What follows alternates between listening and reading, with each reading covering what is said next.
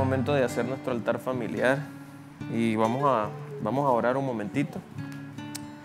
Padre, te damos gracias en esta hora.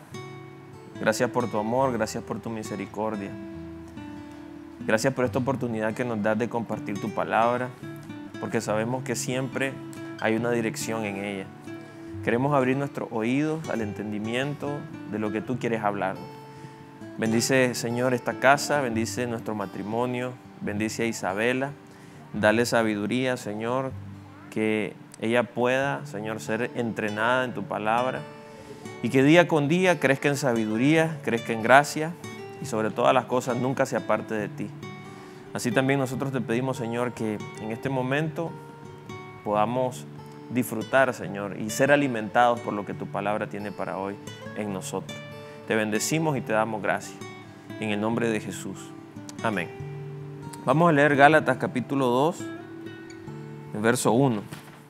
Después, pasados 14 años, subí otra vez a Jerusalén con Bernabé, llevando también conmigo a Tito. Pero subí según una revelación y para no correr o haber corrido en vano, expuse en privado a los que tenían cierta reputación el evangelio que predico entre los gentiles. Mas ni aun Tito, que estaba conmigo, con todo y ser griego, fue obligado a circuncidarse.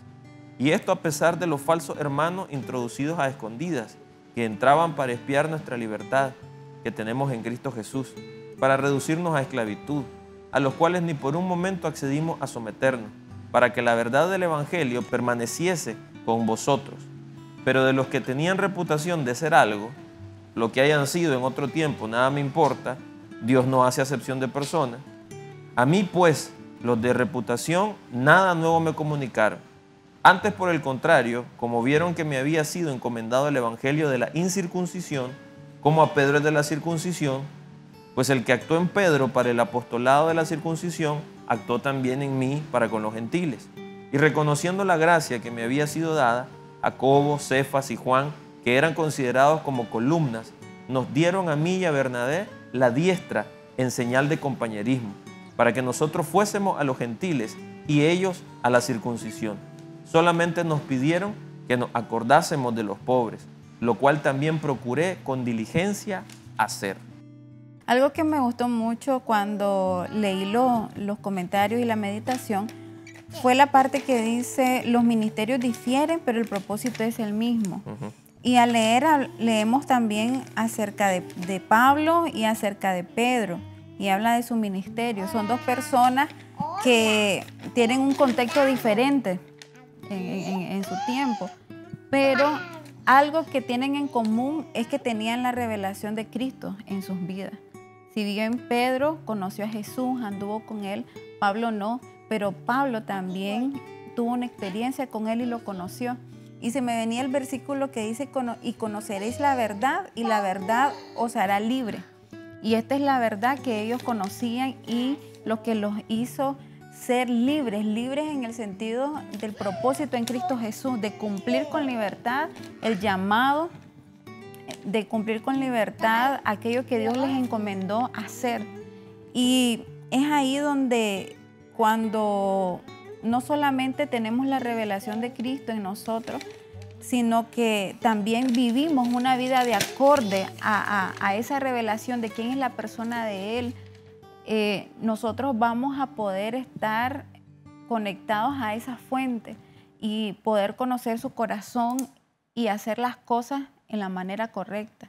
Y eso fue algo que a mí me gustó mucho y que a mí me da como un norte también, porque sí nos gustan los dones, nos gustan los talentos, pero antes de eso, para fluir en ellos, tenemos que ir a la fuente, que es Cristo, porque dice: porque separados de mí nada podéis hacer.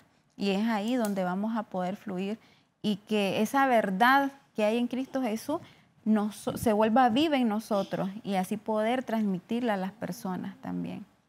Sí, yo creo que conforme a lo que estabas diciendo, a pesar de ciertas diferencias en cuanto al llamado, al ministerio que Pablo y Pedro tenían, digamos, ellos siempre dieron a conocer la verdad de Cristo. Entonces estaba pensando, hay varias palabras que me saltaron y sobre todo es la palabra libertad y la palabra verdad. Muchas veces nuestra libertad nos da el acceso de poder hacer lo que a nosotros nos parezca. Sin embargo, la libertad que está asociada a la verdad del Evangelio tiene que ver por momentos con hacer sacrificio. Que a pesar de que yo me siento libre, sé que soy libre, hay cosas que voy a dejar de hacer para no estorbar el proceso de otro. Es como cuando nosotros leemos que por la débil conciencia de algunos hay cosas que mejor no hagamos. Pero en este sentido también hay cosas que de acuerdo a lo que el Señor nos asignó, tenemos que ser fieles a ese diseño. Pablo tenía muy claro que él había sido llamado a los gentiles, que su asignación era predicar a los gentiles, enfocarse en eso, mientras que Pedro había sido enfocado para los judíos. Entonces, lo otro que se me venía mientras leíamos esto es que cada quien tiene que ser fiel a su asignación. Cada quien tiene que ser fiel a lo que Dios le mandó a hacer y no estarse comparando. Porque qué complicado es cuando de repente nosotros vemos las habilidades, los dones que alguien tiene y operar en esos dones y nosotros nos sentimos tal vez incómodos o queremos fluir en esos dones y no los tenemos. Entonces, creo que es importante que nosotros siempre nos establezcamos en la verdad de Dios, pero también esa verdad, cómo se manifiesta en mí. Por ejemplo, si Dios nos mandó a trabajar con jóvenes, no quiere decir que es más importante que trabajar con los niños. Los dos son importantes, los dos son vitales, pero yo debo de honrar a la persona que fue enviada a los niños, porque esa es una gracia especial. Y yo me debo sentir honrado a lo que Dios me llamó a hacer. Y eso cambia toda la perspectiva, porque incluso habían personas en la iglesia, en ese contexto, que como que querían causar conflictos por esto, o imponer sus posiciones, imponer sus maneras de pensar. Pero entender que no fuimos llamados a imponer nada, sino a predicar el Evangelio. Las buenas nuevas son buenas noticias y por eso no debe generar conflicto. Y ser fieles, creo yo, esa es la otra palabra, fieles al diseño que Dios puso en nosotros. Y tratar todos los días de encontrarlo, de buscarlo.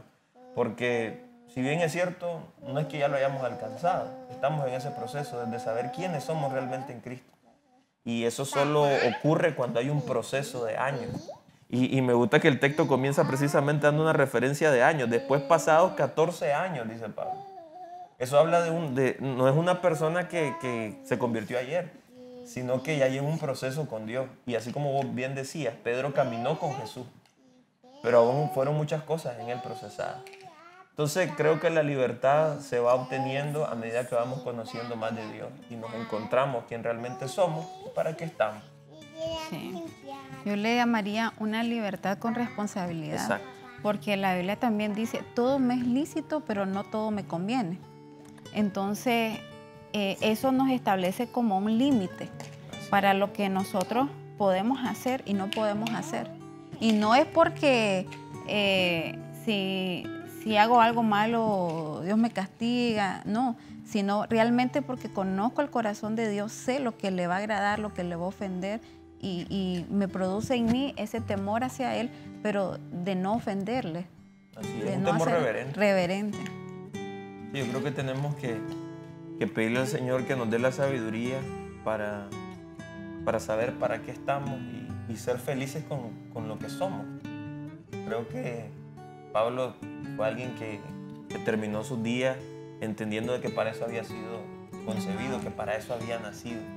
Y creo que ese es uno de los mayores anhelos en nuestro corazón, como familia, poder decir un día, cuando ya lleguemos al final, poder decir, valió la pena, entendimos para qué habíamos nacido. Cada vez que hacemos algo para el Señor, sentir esa satisfacción. Entonces creo que el devocional de hoy nos habla y nos mueve a meditar en esto y sobre todo a entender la gracia, a entender el cuerpo y la gracia que cada quien tiene. Sí. No es por mérito, nada es por mérito, sino por gracia. Exacto. Y tenemos que esforzarnos en la gracia. En la gracia. Ok. Vamos a orar, Isabela. Vamos a orar. Padre, te damos gracias en esta hora, porque tú nos has permitido reunirnos, Señor.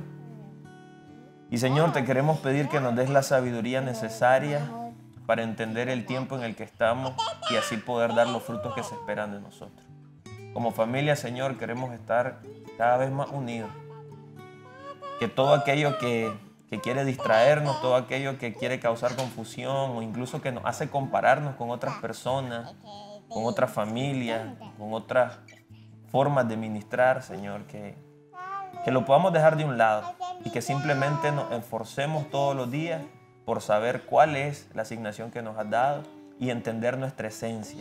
Que todo aquel pensamiento religioso que quisiera venir y pegársenos a nosotros, lo desechamos en el nombre de Jesús. Y gracias, Señor, porque tu palabra siempre nos direcciona, tu palabra siempre tiene la capacidad de afirmarnos.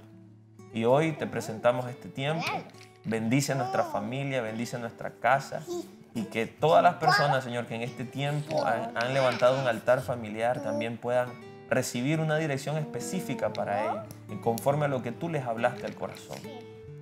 Te bendecimos y te damos gracias. En el nombre de Jesús. Amén. Amén.